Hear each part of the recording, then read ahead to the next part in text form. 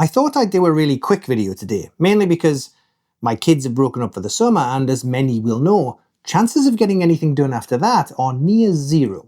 So I wanted a video I could just upload if I needed one. And well, I'd actually like to create more shorter, helpful content anyway, as it's easier for me and more often for you.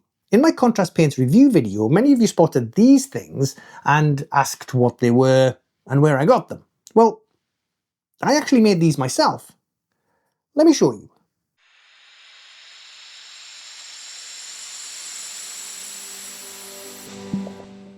Hi, I'm Will and you're watching The State of Play, and in this much quicker video than I usually make, I thought I'd show you these, and then stick the files on my Patreon and my Patreon shop in case you wanted them.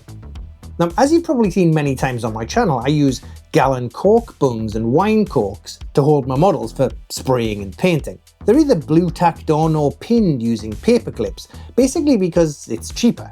Corks are readily available, and at the end of their life I can break them up and use them as basing material. But I got to a point where I wanted to hold something a bit chunkier because holding a cork was getting awkward and fiddly.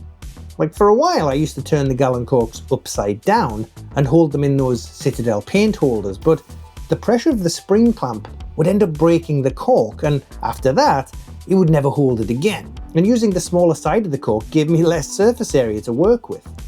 Now, on top of this, no existing holder would accommodate standard wine corks from wine bottles, and I have a lot of those kicking about, as what many don't know about me is my second hobby is wine. Well, drinking in general, and not always in moderation. It helps get through those summers when the kids are off school. So anyway, this is what I ended up making. I modelled it in 3D, and it's literally as basic as it gets. You'll notice that it's faceted, which does take a tiny bit longer to print, but I found that a completely smooth one was harder to grip. The facets create a surface that's less slippy. This large hole at the top fits standard gallon cork bungs, and I have two versions. One for when I want to get right into a base for detailing, and one for raising the model higher. Seriously, there's nothing complex here. Yes, I could probably have figured out a way to make one hole do both things, but I'm getting old and lazy. Not that old, obviously, but when I started in this hobby, Nottingham was still a forest with a guy in a hoodie robbing from the rich and giving to the poor. Now it's the home of Warhammer. With these things, it's as simple as swapping out corks with things attached to them that you want to paint. Now, to make these doubly useful, there's a second usable hole at the bottom. Those infamous words that red-blooded men potentially like to hear. This second opening is the exact size for a standard wine cork from almost all wine bottles, around 2 centimeters. This I usually use for painting heads that have pinned into the cork, so again, for something like army painting, you just pin a bunch of heads or parts and keep swapping them out. The files themselves are STLs and print much better as FDM rather than resin. Now, these ones I just printed draft quality at 0.28mm, as they're just holders. They don't need to be perfect prints. They're just going to hold a bunch of corks and probably get rattle canned, airbrushed and bashed around anyway.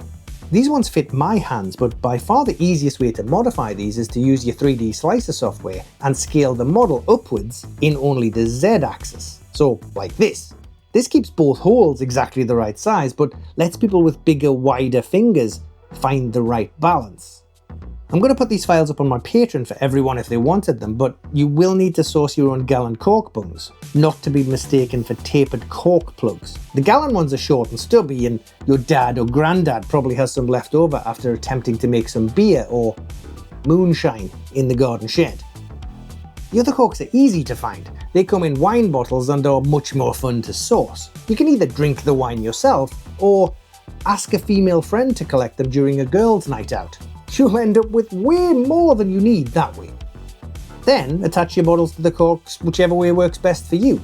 Paper clips with drilled holes, double-sided 3M sticky tape, or blue tack. Although cork and blue tack don't get along straight away, you'll need to prep the cork by washing to remove any residue that stops things sticking.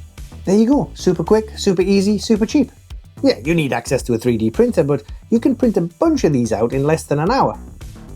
And that's a super quick state of play for today. I'll be back as soon as I can figure out how to make content around my kids.